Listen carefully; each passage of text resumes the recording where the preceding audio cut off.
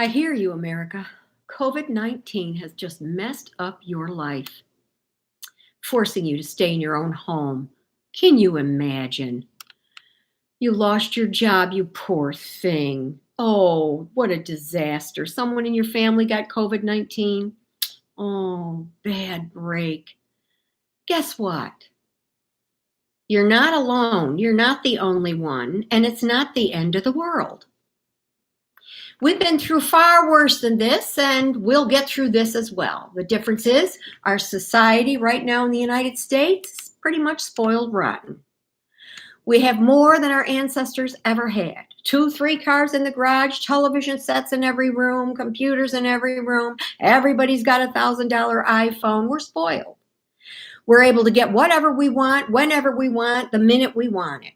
And it's made us greedy and needy and inconsiderate, an unappreciative group of selfish human beings.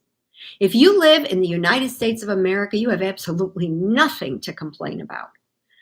You have every advantage under the sun. Why do you think people are dying to come here? It's not the welcoming committee, let me tell you that. It's because on this soil, any dream you have can and will become your reality if you work hard and you keep at it.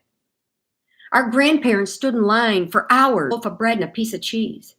You didn't hear them complain. My father sold eggs at the age of 7, door to door, to help his father during the Depression. My grandparents came over on a ship where people were throwing up over the side of the boat the whole journey. They couldn't even speak the language. They had no money in their pockets, but they survived. They didn't complain. Why? Because these were people that didn't expect a handout. They expected that they would have to work hard, and they did, and they survived, and they thrived, and they built an amazing life for the rest of us, and we don't even appreciate it. We complain about everything. We want everything to be just handed to us, and we can't even get along with each other. The biggest problem we have right now, the biggest threat to our very existence, is not COVID-19, my friends. It's the fact that none of us can get along.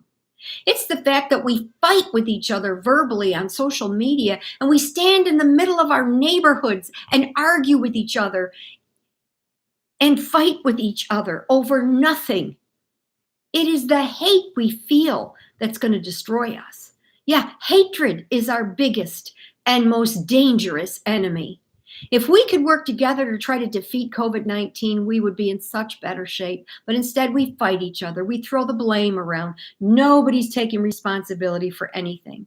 And everybody's bragging about what they did and when they did it, just to prove that they were the perfect leaders.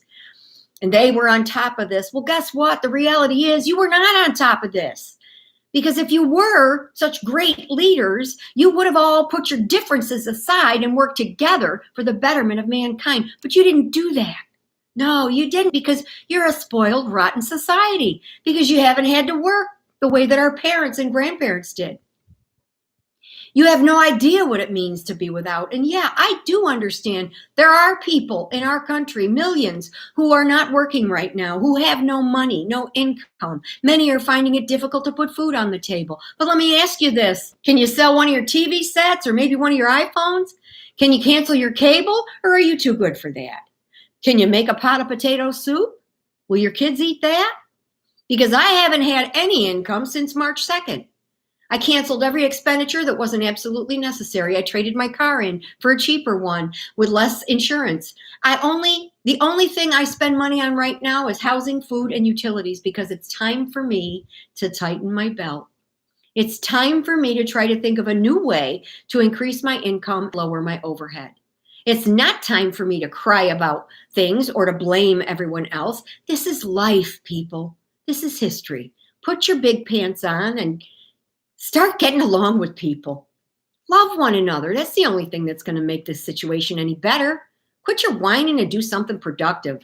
In 1929, the stock market crashed and triggered the Great Depression, and some people were out of work. But they didn't just sit there and complain about it and point blame.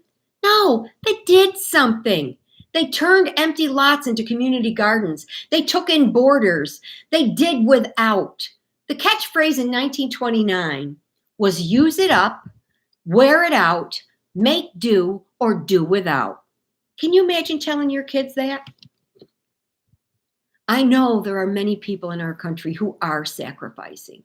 We have people who've given up their stimulus checks to those who have less, people who are working hard to provide for others, people making masks and donating, and there's thousands of people who've stepped up and are doing the right thing. They're helping each other, donating millions of dollars to research. We all need to get on that bandwagon. We all need to do whatever we can to support, to nurture, to feed, to rise up, to house each other. If we're truly in this together, then let's put the hatred, the negativity, and the constant bickering aside. Let's come together, one nation under God. Quit the name calling. Help one another. Love one another. Democrats, Republicans, gay, straight, Christian, Jew, rich, poor. I don't care who you are. You are an American. Act like one. COVID-19 is not the enemy in the United States today. We have a far more dangerous enemy working here to destroy us. And if we don't make some changes, we will fall, and we will fall hard. 77,000 Americans have died in 3 months. And I'm heartbroken because they didn't have to. They died because the real enemy, the real infectious disease, is the inability for the American people to come together, to get along, to work together for the good of all mankind. United we rise above, divided we fall. We can't keep hating each other and expect to rise up. Wake up. Let's be the strong, courageous, understanding, compassionate, generous, loving American people that is the very definition of the United States of America. One nation under God. We are an enormous, wealthy country full of opportunity. There is no other country like the United States of America. We are a country of beautiful differences. That's what makes us so strong. We're not the same, but that's a good thing. Let's acknowledge our differences, embrace our uniqueness, and learn from one another. We don't have to agree on everything, but at least let's have some common respect for other people's ideas and opinions. A closed mind will never learn a thing. But let's at least try. Let's work together to return this country to be the greatest on the earth. Love one another.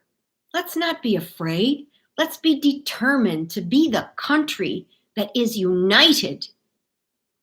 We have so much to work for. We have so much to hope for. We have so much to look forward to. What have you done in the past 24 hours to bring our country together? What have you done?